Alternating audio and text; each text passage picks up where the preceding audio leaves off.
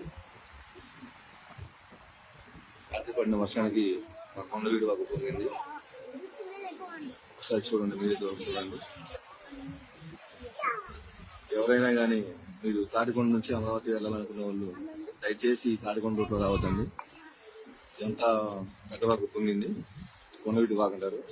దయచేసి తాటికొండ నుంచి ఇటు వెళ్లే వాళ్ళు కానీ దయచేసి ఇటు రావద్దని నేను కోరుకుంటానండి. పరిస్థితి చాలా దారుణంగా ఉంది.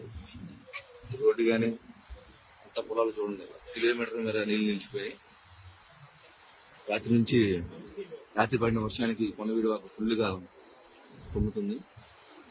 పిల్లోని స్కూల్ తీసుకెళ్దామని వచ్చానండి తాటికొండ.